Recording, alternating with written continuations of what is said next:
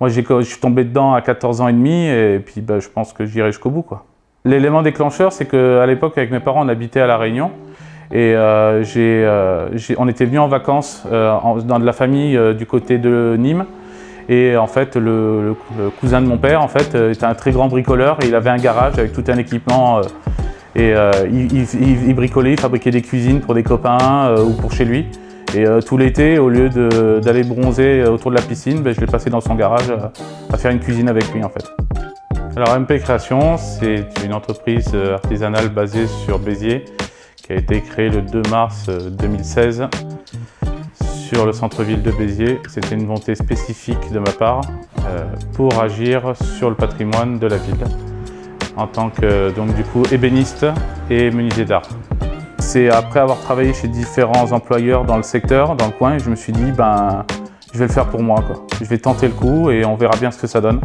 Il y a une demande parce que je voyais des gens qui me disaient ouais, on a besoin, tu veux pas? Et du coup, à force qu'on me mette des coups de pied dans le cul en disant vas-y, je dis bon j'y vais, quoi. J'y vais parce que qui tente rien n'a rien. Et puis si ça marche pas, c'est pas grave, enfin, on verra faire autrement ou faire autre chose.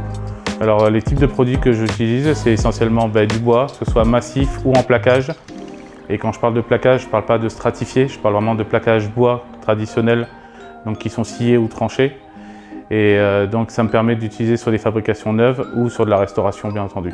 Alors ma typologie de clients avec lesquels je travaille, ça va être autant du particulier que du professionnel, donc sur différents travaux et aussi sur tout ce qui est patrimoine, et donc sur des appels d'offres et aussi sur des syndics de copropriété. Je vais en citer deux projets qui ont été porteurs de sens pour moi depuis que je suis installé. Le premier, c'était sur une création en sur-mesure pour Ubisoft à Montpellier. On leur a créé en sur-mesure des bureaux spécifiques pour les ingé-sons, parce que ça n'existait pas dans le commerce. Donc j'ai travaillé essentiellement avec eux sur une conception 2.0 en chaîne massive pourtant, d'un mobilier spécifique qu'ils vont diffuser chez eux au niveau national et au niveau mondial. Sur la ville de Béziers, ça a été la rénovation d'une grosse porte d'entrée l'année dernière au niveau de la rue de la République, où le travail a été assez intense sur place, mais on a remis du cachet et cette porte est repartie pour une 50aine d'années.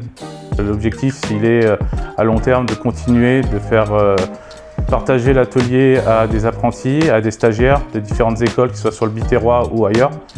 J'ai des gens qui sont descendus du Jura, qui sont descendus de Paris pour venir faire des stages.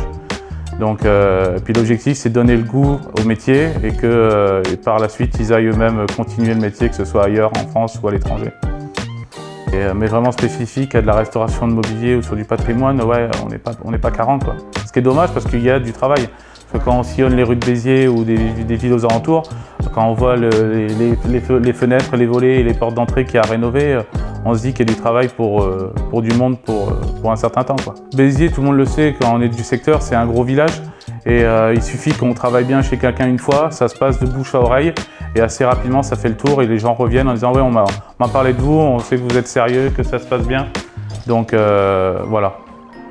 Mais on arrive à très bien gagner sa vie en tant qu'ébéniste. Aucun regret d'avoir créé la boîte. Bon, on y passe 70 heures semaine, mais comme c'est une passion, c'est pas dérangeant.